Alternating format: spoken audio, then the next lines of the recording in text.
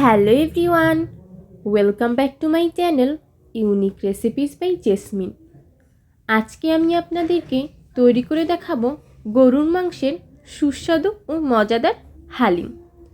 অনেকেই আছে হালিম খাওয়ার জন্য বাইরের রেস্টুরেন্টে যায়, কিন্তু আপনারা যদি এইভাবে ঘরে হালিম রান্না করেন তাহলে হালিম খাওয়ার জন্য আপনাদের আর বাইরের রেস্টুরেন্টে যেতে হবে না, ঘরেই রেস্টুরেন্টের মতো স্বাদ পাবেন। তাহলে চলুন আর দেরি না করে এই সুস্বাদু মজাদার হালিম রান্নার রেসিপিটি দেখে আসি। হালিম রান্না করার জন্য আমি এখানে নিয়ে নিয়েছি গরুর মাংস ও হাড়।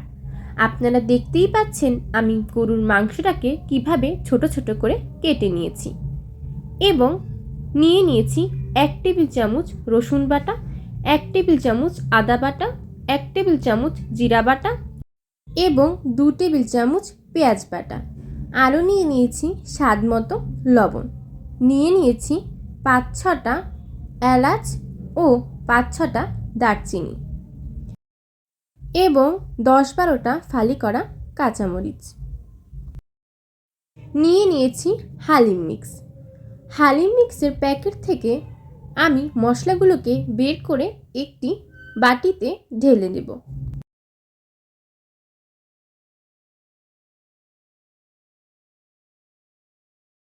মশলাগুলোকে বাটির ভিতরে ঢেলে আমি হালিম মিক্সের মশলাগুলোর ভিতরে সামান্য পরিমাণ পানি দিয়ে পানির সাথে মশলাগুলোকে ভালোভাবে মিশিয়ে নেব এবং মেশানো হয়ে গেলে একটি ঢাকনার সাহায্যে 10 মিনিটের জন্য আমি মশলাটাকে ঢেকে রেখে দেব।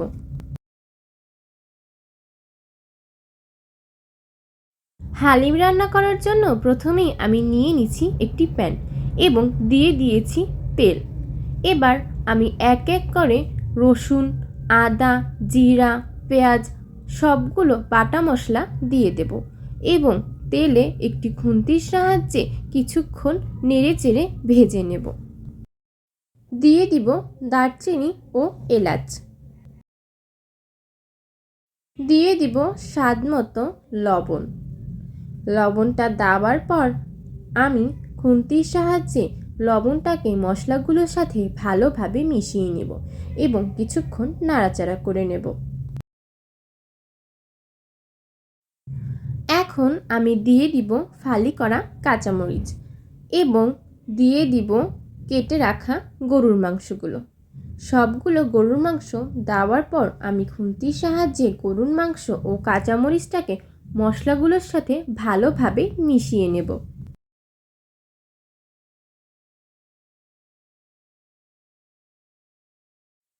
মেশানো হয়ে গেলে গরুর মাংসটাকে আমি 20 মিনিটের জন্য একটি ঢাকনার সাহায্যে ঢেকে রেখে দেব। 20 মিনিট পর ঢাকনাটি উঠিয়ে আমি একটি খুন্তির সাহায্যে গরুর মাংসটাকে ভালোভাবে নেড়ে চেড়ে দেব।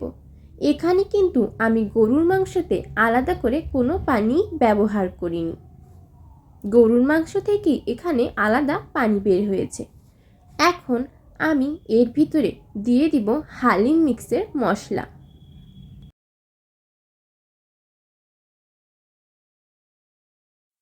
মশলাটা দেওয়ার পর আমি খুন্তির সাহায্যে মশলাটাকে ভালোভাবে নেড়ে চেড়ে দেব।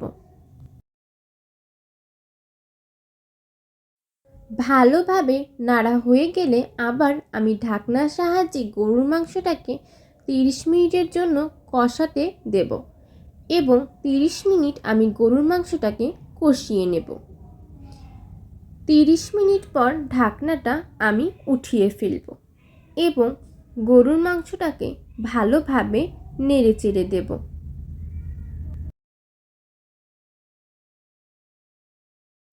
নাড়া হয়ে গেলে আমি আবার ঢাকনার সাহায্যে মাংসটা ভালোভাবে কষানোর জন্য 20 মিনিটের জন্য একটি ঢাকনা দিয়ে ঢেকে দেব এবং 20 মিনিট গরুর মাংসটাকে আবার আমি ভালো করে কষিয়ে নেব। 20 মিনিট পর ঢাকনাটি আমি উঠিয়ে ফেলব এবং একটি খুন্তির সাহায্যে মাংসটাকে ভালোভাবে নেড়ে দেব। গরুর মাংসটা রান্না করার সময় আমাদের অবশ্যই খেয়াল রাখতে হবে যাতে গরুর মাংসটা নিচে পোড়া লেগে না যায়। নাড়া হয়ে গেলে এর ভিতরে আমি দিয়ে দিব হালিম মিক্সের থাকা পানি দিয়ে ভিজিয়ে যে আমি মশলাটা রেখেছিলাম সেটা। হালিম মিক্সের ভিতরে কিন্তু দুটো প্যাকেট ছিল, একটার ভিতরে হালিম রান্না করার জন্য যে মশলাটা প্রয়োজন সেটা, এবং অন্যটি ছিল এই চালের গুঁড়াটা। এই মশলাটা দেওয়া হয়ে গেলে আমি খুন্তির সাহায্যে মশলাটাকে ভালোভাবে মাংসের সাথে মিশিয়ে নেব এবং কিছুক্ষণ ভালোভাবে নাড়াচাড়া করে নেব।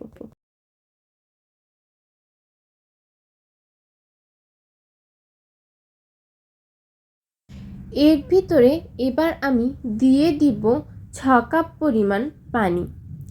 পানিটা দেওয়ার পর আমি খুন্তির সাহায্যে আবারও গরুর মাংসটাকে পানির সাথে ভালোভাবে মিশিয়ে নেব। এখানে পানির পরিমাণটা একটু কম হয়ে গেছে, তাই এখানে আমি আরও 2 কাপ পরিমাণ পানি দিয়ে দিয়েছি এবং ভালোভাবে মাংসটাকে পানির সাথে মিশিয়ে নিয়েছি। মেশানো হয়ে গেলে আমি একটি ঢাকনার সাহায্যে হালিমটাকে 30 মিনিটের জন্য ঢেকে রেখে দেব এবং 30 মিনিট আমি হালিমটাকে ভালোভাবে রান্না করে নেব।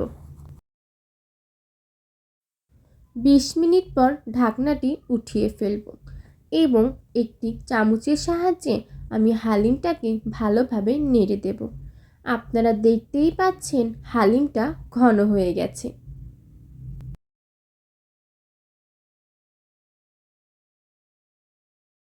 হালিমটা অলমোস্ট তৈরি হয়ে গেছে। এখন হালিমের উপরে আমি দিয়ে দিব পেঁয়াজ বেরেস্তা। পেঁয়াজ বেরেস্তাটা দেওয়ার পর আমি চামচের সাহায্যে পেঁয়াজ বেরেস্তাটার সাথে হালিমটাকে ভালোভাবে মিশিয়ে নেব। তৈরি হয়ে গেল রেস্টুরেন্টের মতো মজাদার হালিম। তাহলে আর দেরি কেন, এখনই বানিয়ে ফেলুন এই মজাদার সুস্বাদু হালিম রান্না। আজ তাহলে এই পর্যন্তই। আবার কোনো একদিন আপনাদের সামনে হাজির হয়ে যাব নতুন কোনো এক রেসিপি নিয়ে। আপনারা যারা এখনও আমার চ্যানেলটি সাবস্ক্রাইব করেননি তারা প্লিজ আমার চ্যানেলটি সাবস্ক্রাইব করে ফেলুন, যাতে আমি কোনো ভিডিও দিলে সবার আগে পৌঁছে যায় আপনার কাছে, এবং পাশে থাকা বেল আইকনটি ক্লিক করে দিবেন।